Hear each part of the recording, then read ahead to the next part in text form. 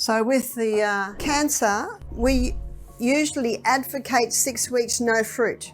So what would be their breakfast if there's going to be no fruit? Meet Dr. Barbara O'Neill, a globally recognized health expert and passionate advocate for holistic and natural health. Her extensive knowledge is backed by numerous testimonies that support her claims. In today's video, Dr. Barbara is going to share a daily breakfast routine designed to fight cancer and help you live a longer, healthier life. Make sure to stick around until the end so you don't miss any of these valuable insights. So someone with cancer, what would be the best breakfast for them? So with the cancer, we usually advocate 6 weeks no fruit. So what would be their breakfast if there's going to be no fruit? Dr. Barbara teaches that to starve cancer cells, we must provide an environment which is unconducive for their survival, and this is gotten from an alkaline and low glucose diet. And the sure best way to begin the day is with a delicious breakfast that meets these criteria.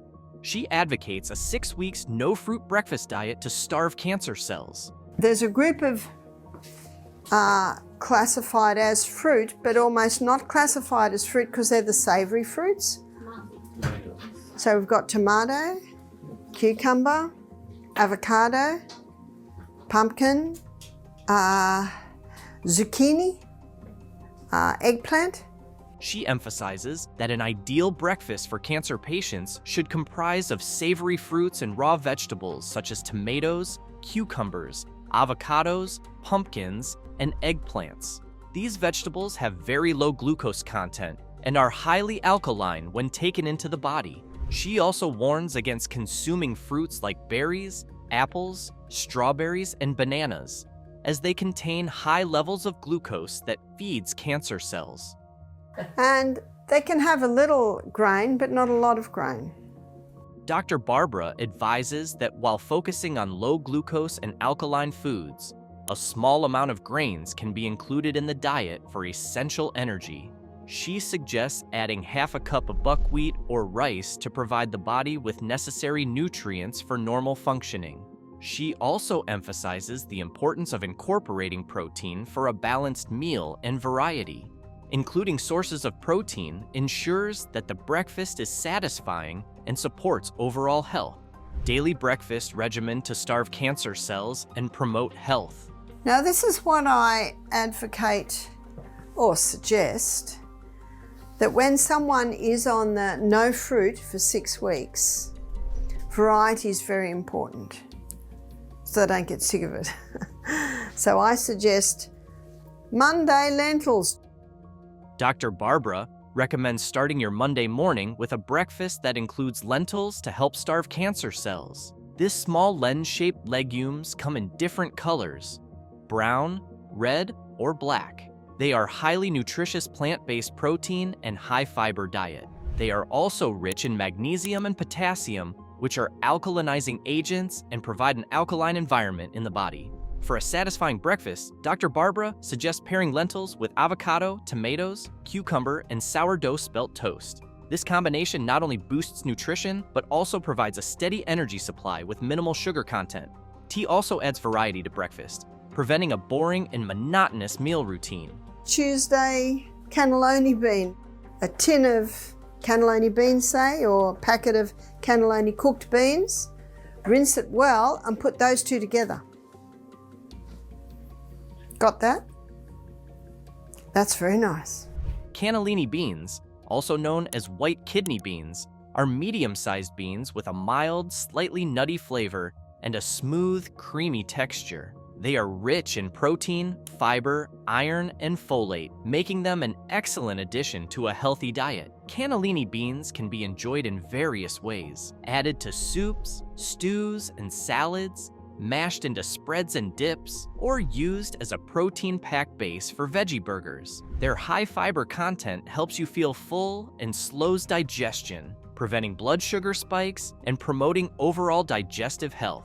Wednesday, black-eyed bean day. Black-eyed beans are small, cream-colored beans with a distinctive black spot. They are a nutrient-dense food, high in protein, fiber, iron, and potassium, making them a great addition to a balanced diet. Dr. Barbara advocates that for someone with cancer, you eat the black-eyed beans in combination with avocados, tomatoes, spinach, and cucumber.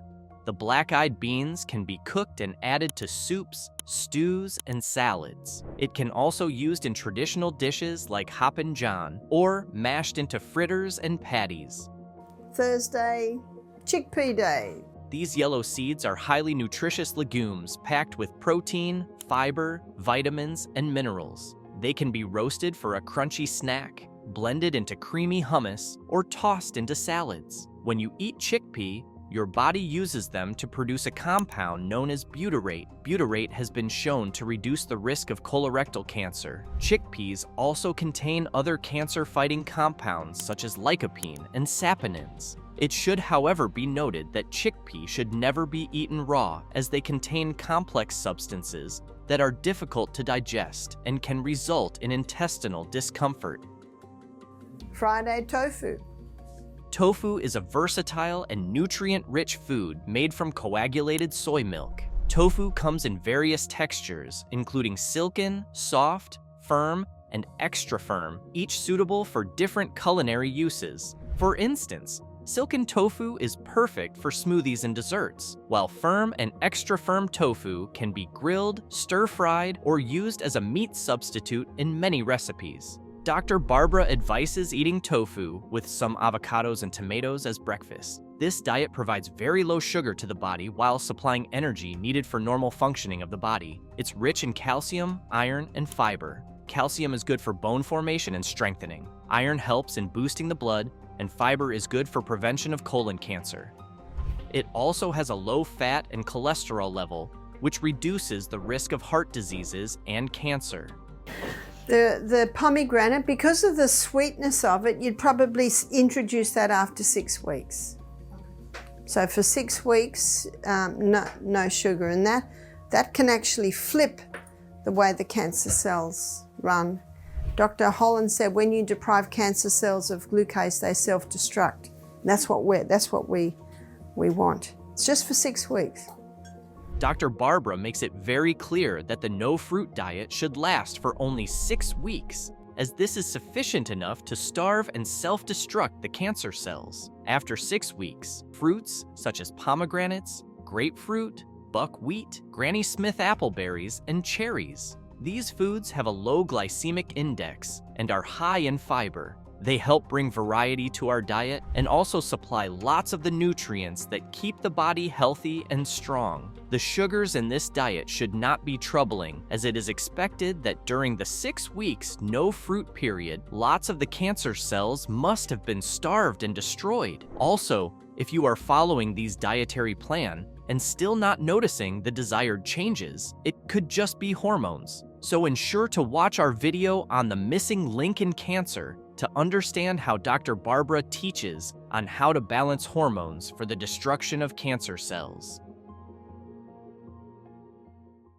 So we had a lady attend our program named Elizabeth Cott. She had 3 large tumours in her abdomen. She was in her mid-60s at the time. The doctor said, if you don't get chemo straight away, we don't know if you're going to make it. You've got to work fast. Well, the best thing to say is thank you so much for your advice. I'm going to seriously consider it. Because what does God want us to do? Not make a decision on fear.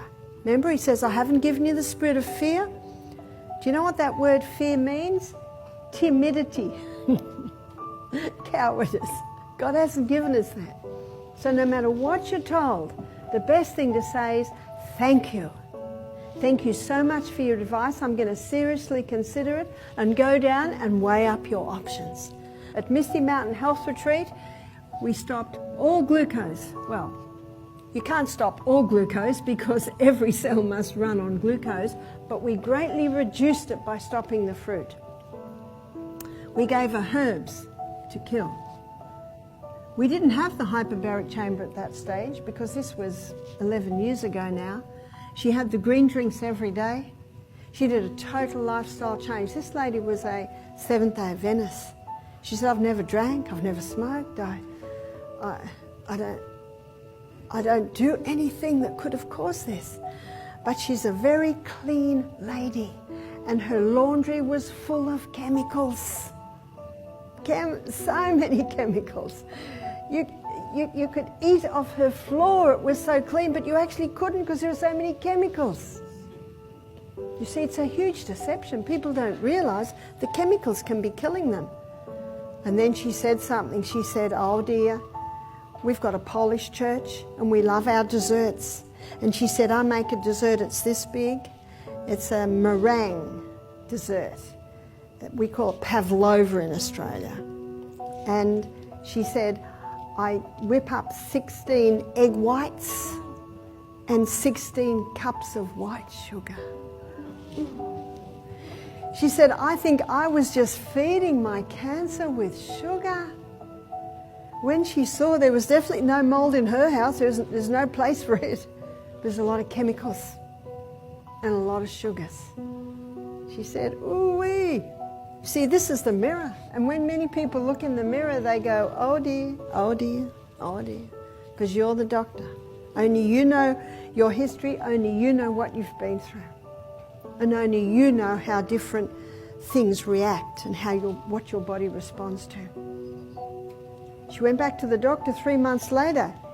He did a blood test, he did a scan, and he said, "Just keep doing what you're doing and I'll see you in 6 months." Now, what did he say the first time? You gotta have chemo straight away. She went back a year later because this is a year now since she started. One of the tumours had totally gone.